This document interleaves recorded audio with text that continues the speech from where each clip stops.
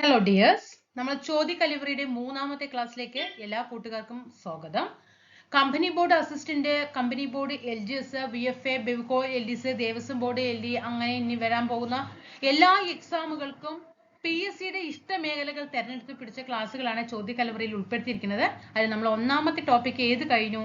ആസൂത്രണ കമ്മീഷനും national development കൗൺസിലും NDCയും നമ്മളവിടെ വ്യക്തമായിട്ട് പഠിച്ചിട്ടുണ്ട്.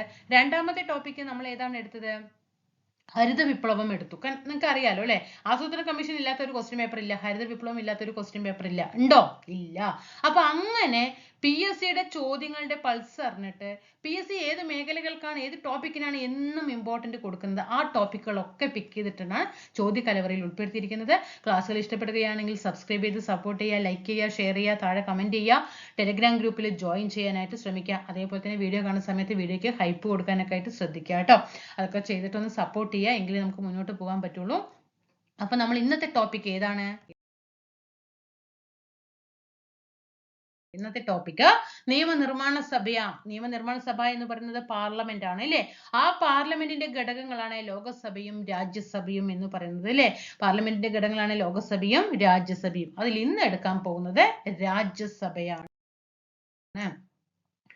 2025 ഏതൊരു ക്വസ്റ്റ്യൻ പേപ്പർ എടുത്തു നോക്കിയാലും രാജ്യസഭ ഇല്ലാത്ത ഒരു ക്വസ്റ്റ്യൻ പേപ്പർ ഉണ്ടാവില്ല. അത് നിങ്ങൾക്ക് ക്വസ്റ്റ്യൻ പേപ്പർ വർക്കൗട്ട് ചെയ്യുന്ന വ്യക്തികൾക്ക് പൂർണ്ണമായിട്ടും അറിയാനായിട്ട് സാധിക്കും. നിങ്ങൾ എടുത്ത് നോക്കിക്കോ, രാജ്യസഭ എന്നൊരു ടോപ്പിക് നിന്ന് ക്വസ്റ്റ്യൻ ഇല്ലാത്ത ഏതെങ്കിലും ഒരു ക്വസ്റ്റ്യൻ പേപ്പർ ഉണ്ടോ നോക്കിക്കോ. അതിന് അത്ര ഇമ്പോർട്ടന്റ് ആണ് രാജ്യസഭ കേട്ടോ. നമുക്ക് പഠിക്കാം. രാജ്യസഭയുടെ കാലാവധി എത്ര എന്ന് ചോദിച്ചാൽ കാലാവധി ഉണ്ടോ? കാലാവധി ഇല്ല. വെരി വെരി ഇമ്പോർട്ടന്റ് ആണ്. രാജ്യസഭയുടെ കാലാവധി എത്ര ചോദിച്ചിട്ട് 5 വർഷം, 6 വർഷം, 4 വർഷം ഒക്കെ തരും. ഒരു വർഷവും ഇല്ല കേട്ടോ. രാജ്യസഭയുടെ കാലാവധി എന്ന് പറയുന്നത്, രാജ്യസഭയ്ക്ക് കാലാവധി ഇല്ല. രാജ്യസഭയുടെ കാലാവധി എന്ന് പറയുന്നത് എന്താ? സ്ഥിരം സഭയാണ്. രാജ്യസഭ ഒരു സ്ഥിരം സഭയാണ്, കാലാവധി ഇല്ല. ഓക്കെ ആണോ? ഇവിടെ ഉണ്ട്, സ്ഥിരം സഭയാണ്. അംഗങ്ങളുടെ കാലാവധി എത്ര എന്ന് ചോദിച്ചാൽ അത് 6 വർഷമാണ് കേട്ടോ. രാജ്യസഭയുടെ കാലാവധിയില്ല, സ്ഥിരം സഭയാണ്. അംഗങ്ങളുടെ കാലാവധി 6 വർഷമാണ്. രാജ്യസഭയിലെ ഈ ഒരു സംഖ്യകൾ നന്നായിട്ട് മനസ്സിലാക്കി വെക്കണം. എക്സാം ഹാളിൽ 2 ആണോ 3 ആണോ എന്ന് എപ്പോഴും മറന്നു പോകും. 3ൽ 1 അംഗങ്ങൾ 2 വർഷം കൂടുമ്പോൾ, അപ്പൊ ഇവിടെ ചിലപ്പോൾ 3 വർഷം എന്നാണ് എല്ലാ എക്സാമിലും നമുക്ക് തന്നിട്ടുണ്ടായിരുന്നത് ഓപ്ഷൻ. അപ്പൊ 3ൽ നിന്ന് 1 കുറയ്ക്കുമ്പോൾ 2 എന്ന് ഇവിടെ കണക്ട് ചെയ്ത് വെക്കുക കേട്ടോ. 3ൽ 1 അംഗങ്ങൾ 2 വർഷം കൂടുന്തോറും വിരമിക്കുകയും പുതിയ അംഗത്തെ നിയമിക്കുകയും ചെയ്യുന്നു.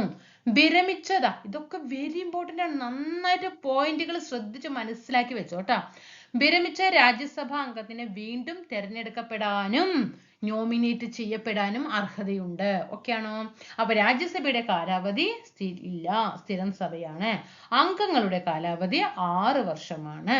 രാജ്യസഭയിലെ 3ൽ 1 അംഗങ്ങൾ 2 വർഷം കൂടുന്തോറും വിരമിക്കുകയും, എത്ര വർഷം കൂടുമ്പോഴാണ്? 2 വർഷം കൂടുന്തോറും വിരമിക്കുകയും പുതിയ അംഗത്തെ നിയമിക്കുകയും ചെയ്യുന്നു.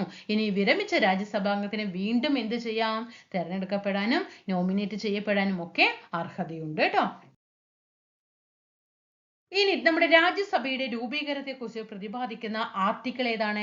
80 ആണ് കേട്ടോ. രാജ്യസഭ രൂപീകരണത്തെ കുറിച്ച് പ്രതിപാദിക്കുന്ന ആർട്ടിക്കിൾ 80.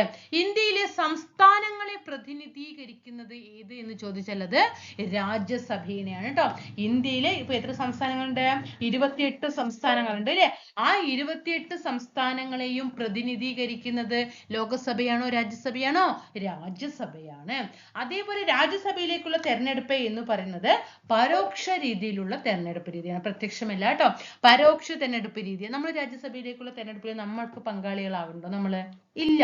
നമ്മൾ ലോകസഭയിലേക്ക് മാത്രമാണ് നമ്മൾ പങ്കാളികളാകുന്നത് അല്ലേ? അപ്പോ രാജ്യസഭാ തെരഞ്ഞെടുപ്പ് പരോക്ഷ തെരഞ്ഞെടുപ്പാണ്. കാരണം നമ്മളെ ഉൾപ്പെടുത്തുന്നുണ്ടോ? ഇല്ല. അപ്പൊ അതെന്താണ്? ഒരു പരോക്ഷ തെരഞ്ഞെടുപ്പ് രീതിയാണ്. ഇനി സംസ്ഥാന നിയമസഭയിലേക്ക് ജനങ്ങൾ നേരിട്ട് പ്രതിനിധികളെ തെരഞ്ഞെടുക്കുകയും, നമ്മളല്ലേ നിയമസഭയിലേക്ക് ജനങ്ങളെ പ്രതിനിധികളെ തെരഞ്ഞെടുക്കുന്നത് അല്ലേ? നമ്മളല്ലേ തെരഞ്ഞെടുക്കുന്നത്?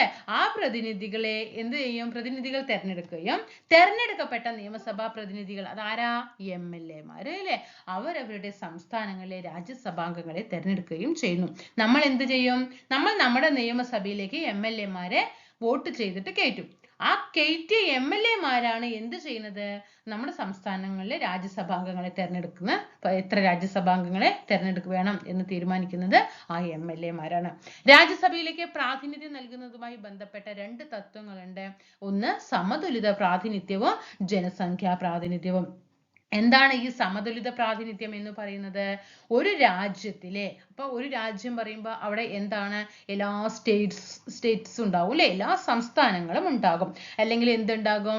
കേന്ദ്രഭരണ പ്രദേശങ്ങൾ ഉണ്ടാകും, യൂണിയൻ ടെറിട്ടറി ഉണ്ടാകും അല്ലെ? അപ്പൊ അതിന്റെ വലിപ്പമോ അല്ലെങ്കിൽ ജനസംഖ്യയോ ഒന്നും നോക്കില്ല. വലിപ്പം അല്ലെങ്കിൽ ജനസംഖ്യ. ഇപ്പൊ ഉത്തർപ്രദേശ് എന്ന് പറയുമ്പോൾ ഏറ്റവും വലിയ സംസ്ഥാനം അല്ലെ? അപ്പൊ അങ്ങനെ അതിന്റെ ചെറുപ്പ സംസ്ഥാനങ്ങളുടെ ഒന്നും വേരിയേഷൻ ഒന്നും നോക്കാതെ, അല്ലെങ്കിൽ ജനസംഖ്യയുടെ വലിപ്പം ഒന്നും പരിഗണിക്കാതെ തുല്യമായ പ്രാതിനിധ്യം നൽകുന്നതാണ് ഏത് പറയുന്നത്? സമതുലിത അല്ലെ? സമമാണ് അല്ലെ? ഇവിടെ സമമാണ് സമതുലിത പ്രാതിനിധ്യം എന്ന് പറയുന്നത്. ഇനി എന്താണ് ജനസംഖ്യാ പ്രാതിനിധ്യം എന്ന് പറയുന്നത്?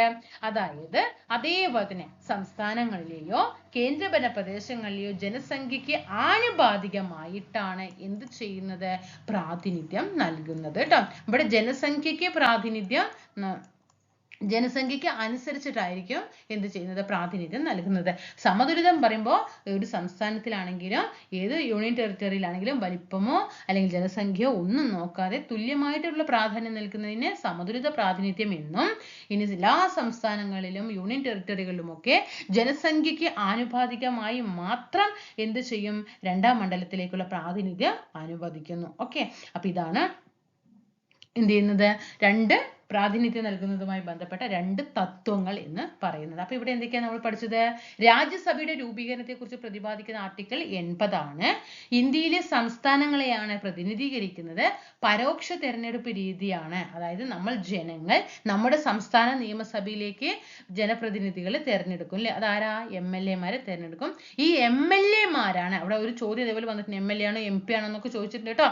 MLA മാരാണ് രാജ്യസഭയിലേക്കുള്ള അംഗങ്ങളെ തെരഞ്ഞെടുക്കുന്നത്. രാജ്യസഭയിലേക്ക് പ്രാതിനിധ്യം നൽകുന്നതിന് 2 തത്വങ്ങളുണ്ട്. ഒന്ന് സമതുലിത പ്രാതിനിധ്യവും ജനസംഖ്യ അടിസ്ഥാനമാക്കിയിട്ടുള്ള പ്രാതിനിധ്യവും. നോക്കൂ, നമ്മുടെ രാജ്യസഭയെ കുറിച്ചിട്ട് നമ്മുടെ പുതിയ SCERT-യിൽ കിടക്കുന്ന പോയിന്റ് ആണ്. പാർലമെന്റിന്റെ ഉപരിസഭയാണ് രാജ്യസഭ. Very important. ഉപരിസഭ രാജ്യസഭ അല്ലെ?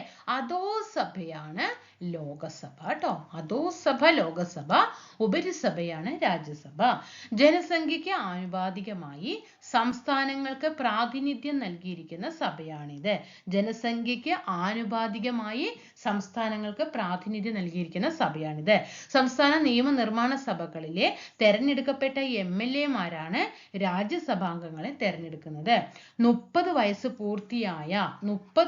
പൂർത്തിയായ ഇന്ത്യൻ പൗരർക്ക് രാജ്യസഭയിലേക്ക് മത്സരിക്കാൻ യോഗ്യതയുണ്ട്. അതേപോലെ രാജ്യസഭ ഒരു സ്ഥിരം സഭയാണ്.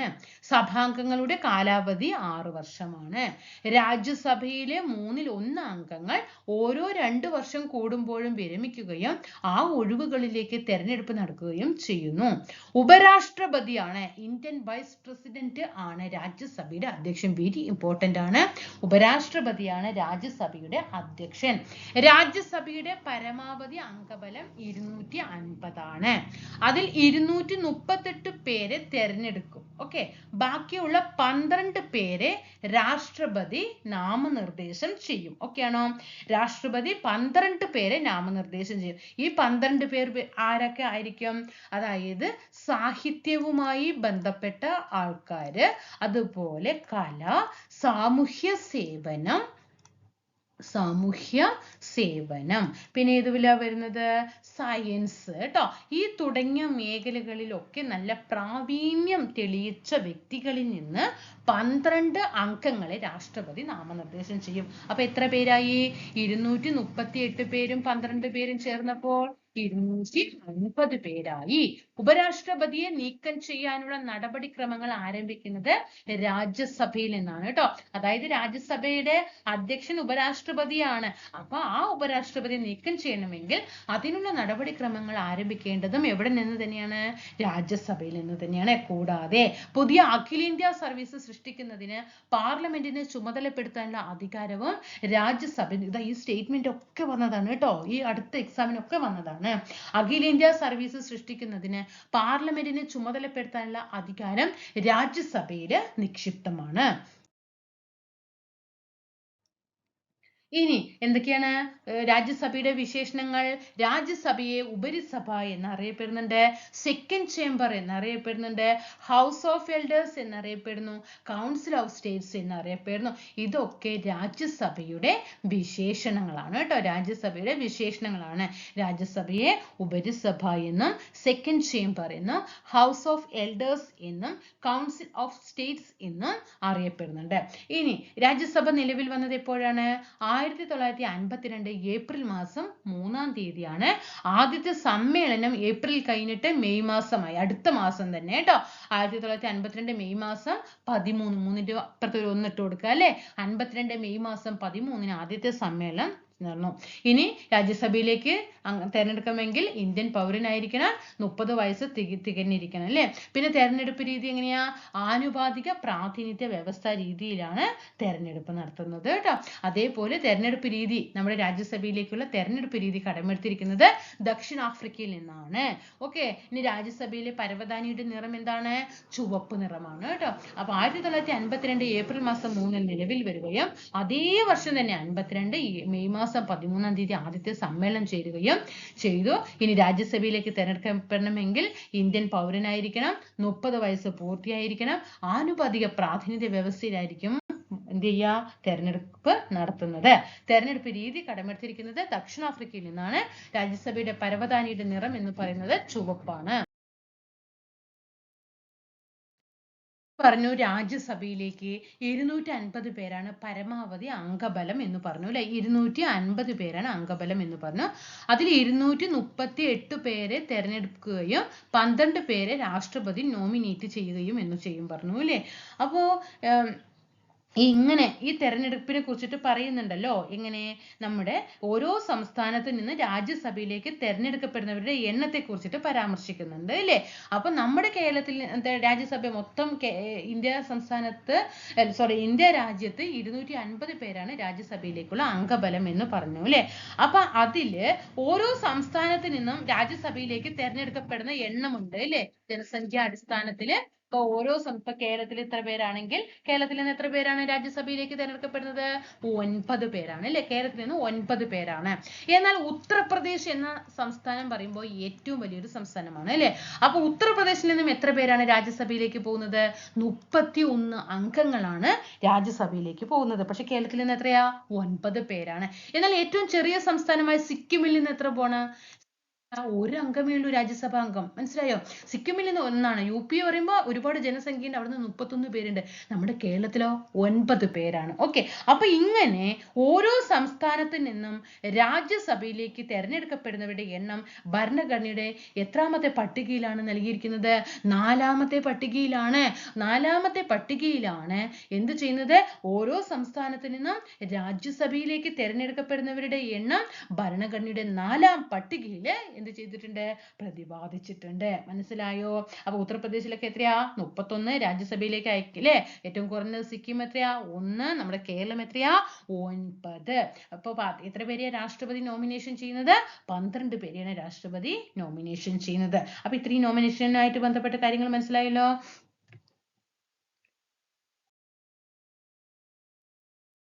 ഇനി നമ്മുടെ രാജ്യസഭയുടെ അധ്യക്ഷൻ ആരാണെന്ന് നമ്മൾ പറഞ്ഞത്? രാജ്യസഭയുടെ അധ്യക്ഷൻ എന്ന് പറയുന്നത് ഉപരാഷ്ട്രപതിയാണ് എന്ന് പറഞ്ഞു അല്ലെ. ഉപരാഷ്ട്രപതിയാണ് എന്ന് പറഞ്ഞു. ഓക്കെ. അപ്പോ ഈ രാജ്യസഭയുടെ ചെയർമാനെ കുറിച്ചിട്ടും, രാജ്യസഭയുടെ ചെയർമാൻ ആരാ? ഉപരാഷ്ട്രപതി. അതേപോലെ ഡെപ്യൂട്ടി ചെയർമാനെ കുറിച്ചിട്ടും, രാജ്യസഭയുടെ ചെയർമാനെ കുറിച്ചിട്ടും ഡെപ്യൂട്ടി ചെയർമാനെ കുറിച്ചിട്ടും പ്രതിപാദിക്കുന്ന ആർട്ടിക്കിൾ ഏതാണ്? ആർട്ടിക്കിൾ 89 കേട്ടോ. അപ്പൊ രാജ്യസഭ രൂപീകരണത്തെ കുറിച്ച് പറയുന്നത് 80 എന്ന് പറഞ്ഞു.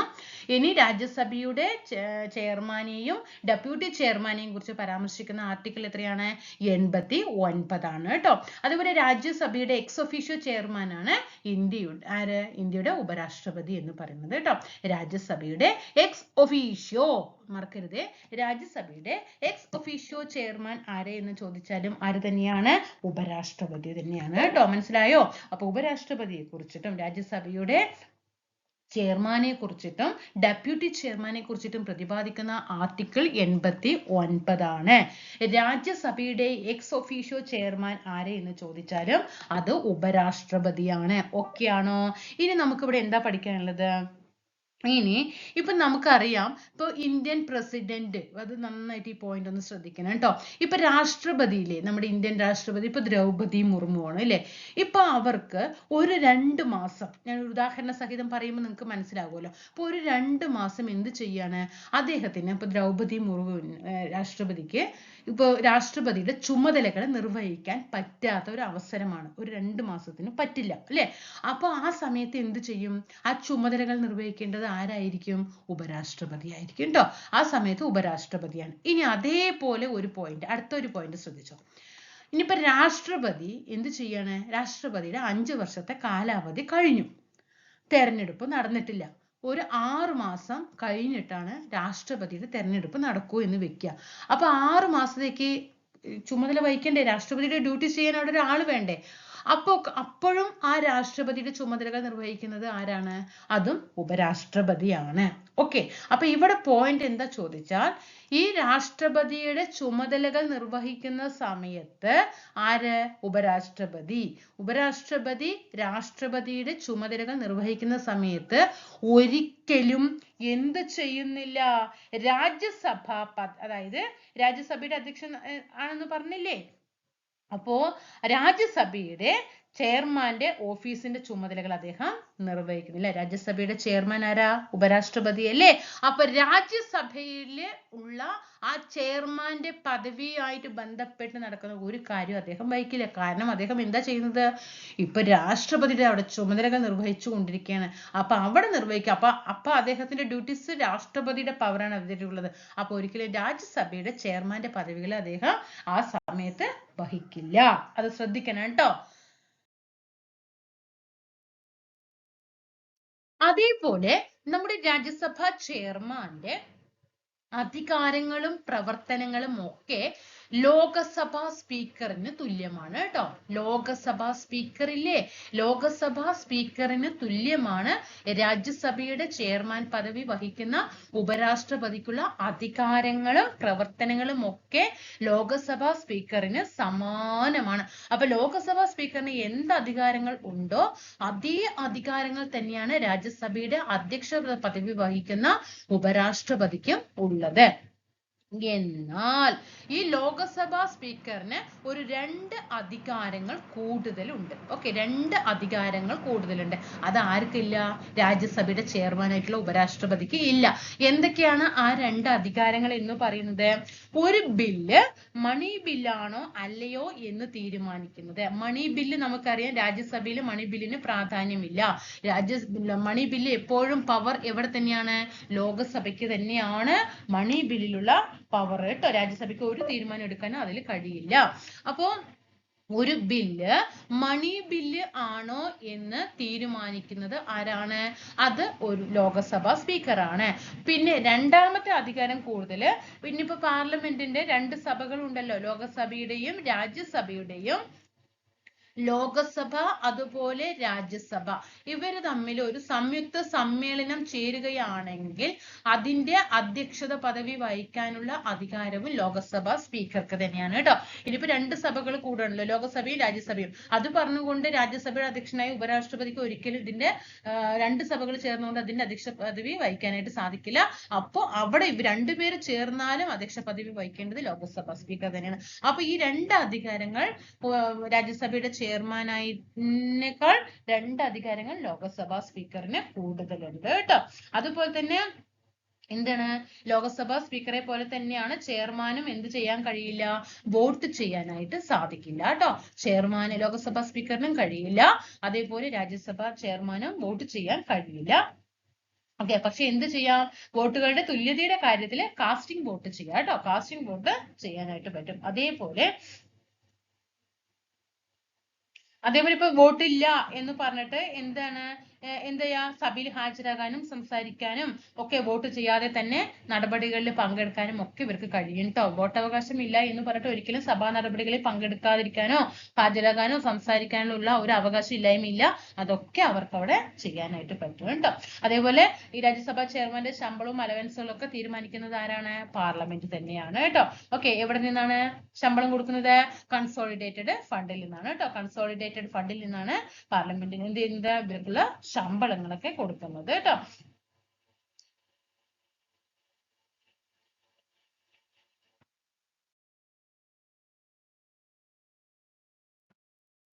ഡെപ്യൂട്ടി ചെയർമാനെ കുറിച്ചിട്ട് പറയുന്നുണ്ട്. ഇപ്പൊ നമ്മൾ ചെയർമാനെ കുറിച്ചിട്ടൊക്കെ നോക്കി.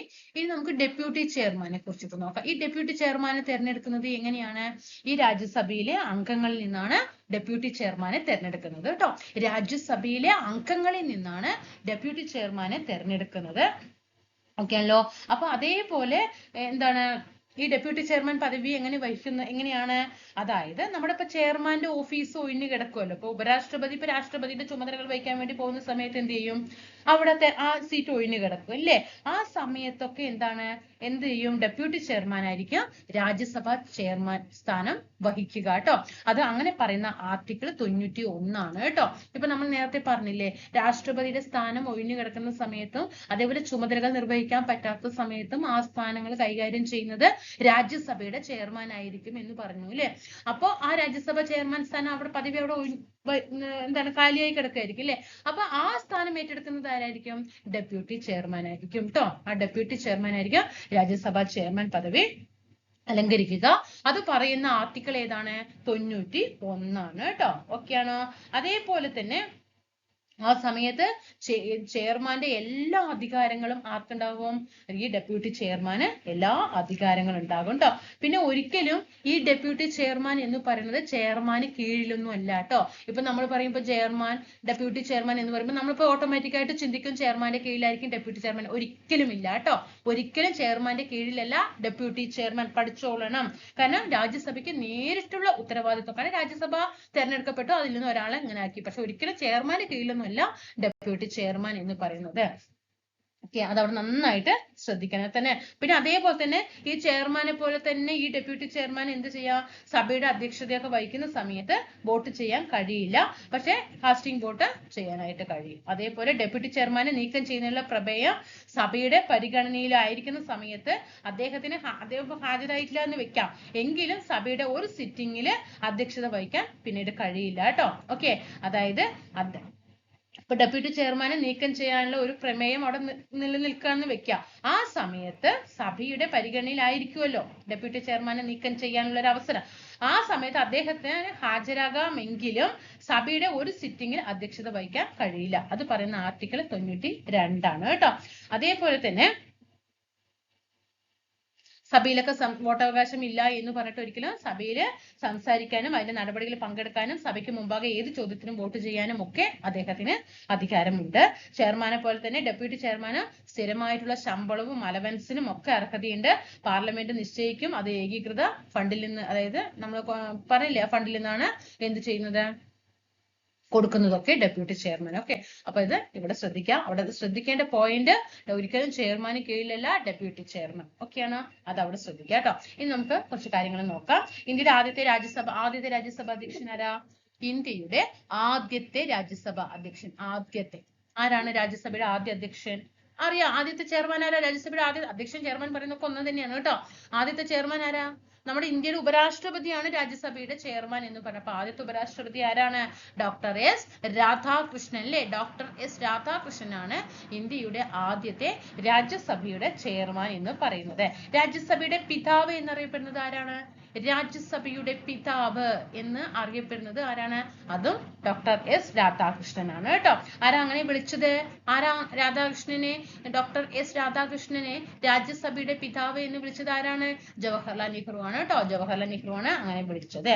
അതേപോലെ ഏറ്റവും കൂടുതൽ കാലം രാജ്യസഭയുടെ ചെയർമാൻ ആയിരുന്ന വ്യക്തി ആരാ? ഏറ്റവും കൂടുതൽ കാലം രാജ്യസഭ ചെയർമാൻ പദവി അലങ്കരിച്ചത് ഹമീദ് അൻസാരിയാണ് കേട്ടോ. ഹമീദ് അൻസാരി. ഹമീദ് അൻസാരിയാണ്. എങ്കിൽ കുറച്ചു കാലം ആരാണ്? ഏറ്റവും കുറച്ചു കാലം രാജ്യസഭ ചെയർമാൻ പദവി അലങ്കരിച്ചത് VV ഗിരിയാണ് കേട്ടോ. VV ഗിരിയാണ്. ഓക്കെ. ഇനി രാജ്യസഭ ചെയർമാൻ ആയിട്ടുള്ള ആദ്യത്തെ മലയാളി ആരാ? രാജ്യസഭ ചെയർമാൻ ആയിട്ടുള്ള ആദ്യ മലയാളിയായിട്ടുള്ള ഉപരാഷ്ട്രപതി ആരാന്ന് ആലോചിച്ചാൽ മതിയില്ലേ? KR നാരായണനാണ് കേട്ടോ. KR നാരായണൻ. ഓക്കെ ആണോ? അതുപോലെ രാജ്യസഭയുടെ ആദ്യത്തെ ഉപാധ്യക്ഷൻ ആരാ? ഉപാധ്യക്ഷൻ കൃഷ്ണമൂർത്തി റാവു ആണ് കേട്ടോ. ഉപാധ്യക്ഷൻ ഡെപ്യൂട്ടി ചെയർമാൻ ആരാ? കൃഷ്ണമൂർത്തി റാവു. കൃഷ്ണമൂർത്തി. ഇപ്പൊ ചെയർമാൻ, അധ്യക്ഷൻ എന്നൊക്കെ പറയുമ്പോൾ ചിലപ്പോൾ പുതിയതായിട്ട് വരുന്ന കൂട്ടുകാർക്കൊന്നും ചിലപ്പോൾ അത് അറിഞ്ഞൊന്നും വരില്ല. അധ്യക്ഷൻ, ചെയർമാൻ എന്നൊക്കെ പറയുന്നത് ആര് തന്നെയാണ്? ഒരു വ്യക്തി തന്നെയാണ് കേട്ടോ. ഇനി ഉപാധ്യക്ഷൻ, അതായത് ഡെപ്യൂട്ടി ചെയർമാൻ കൃഷ്ണമൂർത്തി റാവു ആണ് കേട്ടോ ആദ്യത്തേത്. ഓക്കെ. ഇനി രാജ്യസഭയുടെ ഉപാധ്യക്ഷന്മാരായിട്ടുള്ള വനിതകൾ ആരൊക്കെയാണ്? വനിതകള്, ഇത് പ്രീവിയസ് ക്വസ്റ്റ്യൻ ആണ് കേട്ടോ. ചോദിച്ച ക്വസ്റ്റ്യൻ ആണിത്. വയലറ്റ് ആൽവ, പിന്നെ ആരാണ്? നജ്മ ഹെപ്തുള്ള കേട്ടോ. നജ്മ ഹെപ്തുള്ള, പിന്നെ പ്രതിഭ പാട്ടീൽ. ഇവർ 3 പേരാണ് ഉപാധ്യക്ഷരായിട്ടുള്ള വനിതകൾ കേട്ടോ. ഒന്നാമത്തെ ആരാണ്? വയലറ്റ് ആൽവയാണ് കേട്ടോ. ആദ്യത്തേത് വയലറ്റ് ആൽവ തന്നെയാണ്. ഇനി അതുപോലെ ഏറ്റവും കൂടുതൽ കാലം ആരാ? പ്രതിഭ പാട്ടീൽ. ആദ്യത്തേത് വയലറ്റ് ആൽവ. ഏറ്റവും കൂടുതൽ കാലം ഉപാധ്യക്ഷ പദവി വഹിച്ചത് പ്രതിഭ പാട്ടീൽ തന്നെയാണ്. ഓക്കെ. ഇനി ഈ ഉപാധ്യക്ഷ പദവി വഹിച്ച മലയാളികൾ ആരൊക്കെയാ? നമ്മൾ സെക്ഷൻ തിരിച്ചു പഠിച്ചിട്ടുണ്ട് കേട്ടോ. ഈ സെക്ഷൻ തിരിച്ചു പഠിക്കണേ. ഇനി ഉപാധ്യക്ഷത പദവി വഹിച്ച മലയാളികൾ ആരൊക്കെയാണ്? MM ജേക്കബും PJ കുര്യനും കേട്ടോ. ഇത് വെരി വെരി ഇമ്പോർട്ടന്റ് ആണ് കേട്ടോ. ഇത് ഇടയ്ക്കിടയ്ക്ക് ഈ ക്വസ്റ്റ്യൻ വരാറുണ്ട് കേട്ടോ. ഈ MM ജേക്കബിന്റെയും PJ കുര്യനും എപ്പോഴും ചോദിക്കാറുള്ള ക്വസ്റ്റ്യൻ ആണ് കേട്ടോ. MM ജേക്കബും PJ കുര്യനാണ് മലയാളിയായിട്ടുള്ള ഉപാധ്യക്ഷന്മാർ എന്ന് പറയുന്നത്. ഓക്കെ. ഇനി ആദ്യ മലയാളി ആരാ? MM ജേക്കബ് തന്നെയാണ് കേട്ടോ. ആദ്യത്തേത് MM ജേക്കബാണ്. പിന്നെ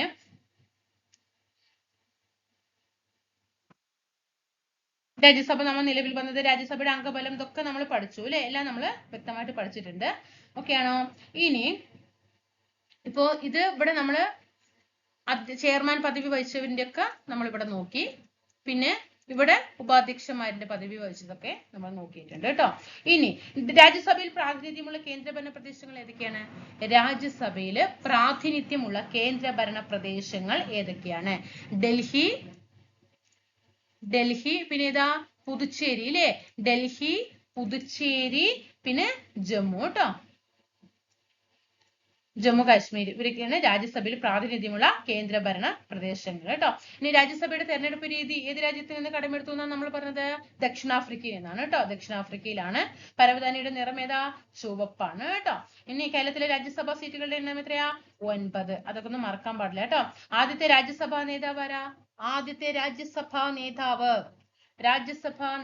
രാജ്യസഭയിലെ ആദ്യത്തെ രാജ്യസഭാ നേതാവ് ആരാണ്? ഗോപാലസ്വാമി അയ്യങ്കാർ ആണ് കേട്ടോ. ഗോപാലസ്വാമി അയ്യങ്കാർ. ഇനി രാഷ്ട്രപതി ആദ്യമായിട്ട് നാമനിർദ്ദേശം ചെയ്ത വനിത ഏതാണ്? രാജ്യസഭയിലേക്ക് നാമനിർദ്ദേശം കേട്ടോ. ഇനി നാമനിർദ്ദേശവുമായിട്ട് 2 ക്വസ്റ്റ്യൻസ് നമ്മൾ പഠിക്കാനുണ്ട്. അത് നന്നായിട്ട് ശ്രദ്ധിക്കണം. രാഷ്ട്രപതി ആദ്യമായി നാമനിർദ്ദേശം ചെയ്ത വനിത, രാഷ്ട്രപതിയാണ് നാമനിർദ്ദേശം ചെയ്ത വനിത രുക്മിണി ദേവി അരുൺഡേല. രുക്മിണി ദേവി അരുൺഡേല. ഓക്കെ ആണോ? ഇനി അത് സിനിമാ നടൻ, രാഷ്ട്രപതി നാമനിർദ്ദേശം ചെയ്ത ആദ്യത്തെ സിനിമാ നടൻ ആരാണ്? അത് പൃഥ്വിരാജ് കപൂർ ആണ് കേട്ടോ. നമ്മുടെ പൃഥ്വിരാജ് അല്ല, പൃഥ്വിരാജ് കപൂർ ആണ്. ഇനി സിനിമ നടി ആരാ? നർഗീസ് ദത്ത് ആണ് കേട്ടോ. നർഗീസ് ദത്ത്. അപ്പൊ രാഷ്ട്രപതി നാമനിർദ്ദേശം ചെയ്ത ആദ്യത്തെ വനിത ആരെന്ന് ചോദിച്ചാൽ രുക്മിണി ദേവി അരുൺകേല. ആദ്യത്തെ സിനിമാ നടൻ ആരെന്ന് ചോദിച്ചാൽ പൃഥ്വിരാജ് കപൂർ. അത് നമ്മുടെ സിനിമ നടൻ ആലോചിച്ചാൽ മതി. നടി ആരാ? നർഗീസ് ദത്താണ് കേട്ടോ. നടി നർഗീസ് ദത്താണ്. ഓക്കെ, ആദ്യത്തെ കവി ആരാ? കവി രാഷ്ട്രപതി നാമനിർദ്ദേശം ചെയ്ത ആദ്യത്തെ കവി ആരാ? മൈഥിലി ശരൺ ഗുപ്തയാണ് കേട്ടോ. മൈഥിലി ശരൺ ഗുപ്ത. ആദ്യത്തെ കായിക താരം, ഇത് ചോദിക്കാനുള്ള ക്വസ്റ്റ്യൻ ആണ്. നാമനിർദ്ദേശം ചെയ്ത ആദ്യത്തെ കായിക താരം ആരാ? ദാരാ സിംഗ് ആണ് കേട്ടോ. ദാരാ സിംഗ്. ഓക്കെ, രണ്ടാമത്തെ കായിക താരമാണ് ആര്? നമ്മുടെ സച്ചിൻ ടെണ്ടുൽക്കർ കേട്ടോ. സച്ചിൻ ടെണ്ടുൽക്കർ ആണ് രണ്ടാമത്തെ കായിക താരം. ഇനി വനിതാ കായിക താരം ആരാ? രാഷ്ട്രപതി നാമനിർദ്ദേശം ചെയ്ത വനിതാ കായിക താരം മേരി കോം ആണ്. 2016 കേട്ടോ നോമിനേഷൻ ചെയ്ത നാമനിർദ്ദേശം ചെയ്തത് മേരി കോമിനെയാണ്. ഓക്കെ, അപ്പൊ രാജ്യസഭയിലേക്ക് നാമനിർദ്ദേശം ചെയ്യപ്പെട്ട മലയാളികളുടെ എണ്ണം എത്രയാ വരാ? 8 പേരാണ് കേട്ടോ. രാജ്യസഭയിലേക്ക് നാമനിർദ്ദേശം ചെയ്യപ്പെട്ട മലയാളികളുടെ എണ്ണം 8 ആണ്. ഓക്കെ ആണോ? ഇനി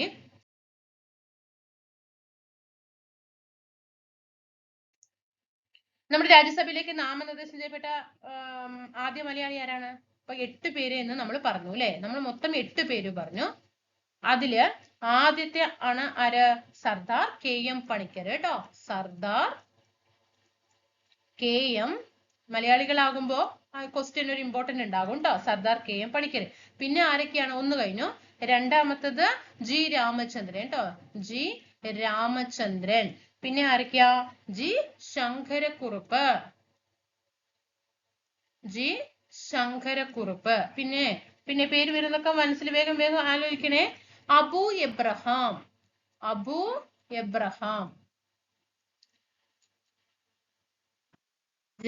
കസ്തൂരി രംഗൻ.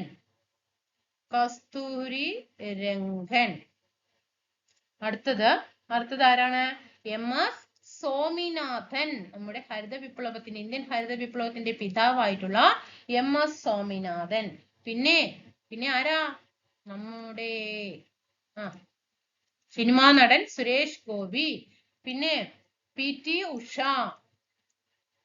ഓക്കെ ആണോ? അപ്പൊ Sardar KM Panicker, G Ramachandran, G Sankara Kurup, Abu Ibrahim, Kasturi Rangan, MS Swaminathan, Suresh Gopi, PT Usha ഇവരാണ് രാജ്യസഭയിലേക്ക് പ്രസിഡന്റ് നാമനിർദ്ദേശം ചെയ്യപ്പെട്ട 8 മലയാളികൾ. ഇനി രാജ്യസഭ അംഗമായിട്ടുള്ള ആദ്യത്തെ മലയാളി വനിത അംഗമാണ് കേട്ടോ. അംഗമായ ആദ്യത്തെ മലയാളി വനിതയാണ് ലക്ഷ്മി N മേനോൻ. ഇനി കേരളത്തിൽ നിന്ന് രാജ്യസഭ അംഗമായ ആദ്യത്തെ മലയാളി വനിത ആരാ? കേരളത്തിൽ നിന്ന് രാജ്യസഭയിലേക്ക് അംഗമായ മലയാളി വനിതയാണ് ഭാരതി ഉദയഭാനു കേട്ടോ. ഭാരതി ഉദയഭാനു.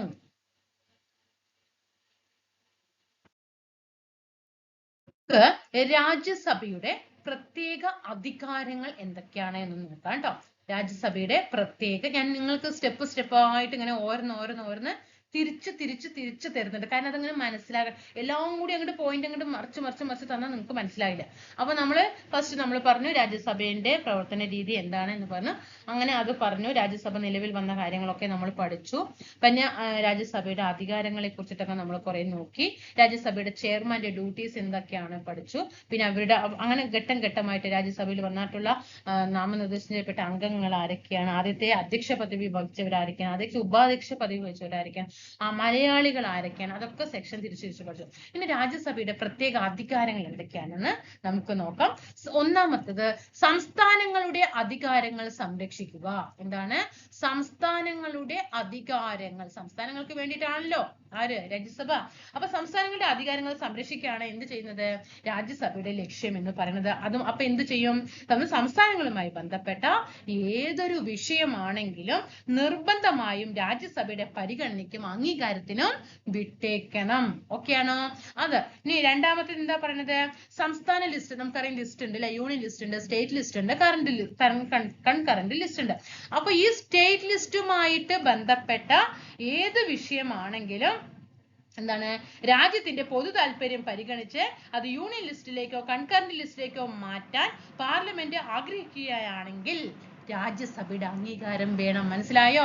കാരണം സംസ്ഥാനങ്ങളുമായിട്ട് പ്രവർത്തിക്കുന്നത് രാജ്യസഭയാണ്. അപ്പൊ സംസ്ഥാന ലിസ്റ്റിൽപ്പെട്ട ഒരു വിഷയം അത് ഒരു സമൂഹത്തിന് അല്ലെ രാജ്യത്തിന്റെ പൊതു താല്പര്യം പരിഗണിച്ചിട്ട് യൂണിയൻ ലിസ്റ്റിലേക്കോ അത് കൺകറന്റ് ലിസ്റ്റിലേക്കോ മാറ്റണമെങ്കിൽ രാജ്യസഭയുടെ അംഗീകാരം ആവശ്യമാണ്. ഇതൊക്കെ ഒരു പ്രത്യേക അധികാരങ്ങളാണ് കേട്ടോ.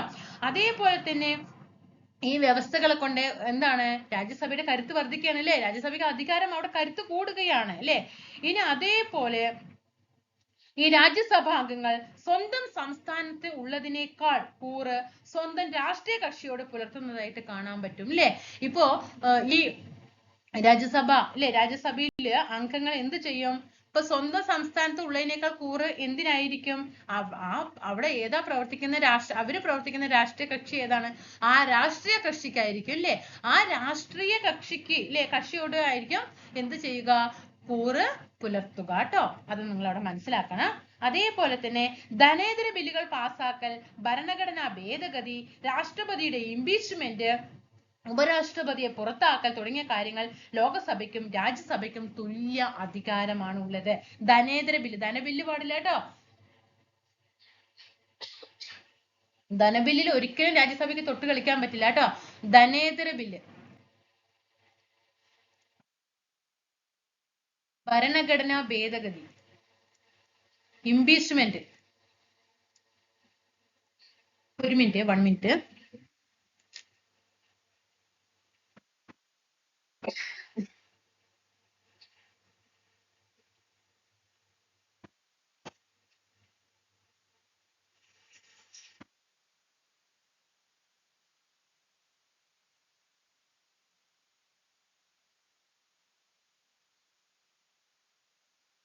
ലാപ്പ് ചാർജ് കഴിഞ്ഞു, ഒന്ന് പ്ലഗ് ചെയ്യാൻ കേട്ടോ.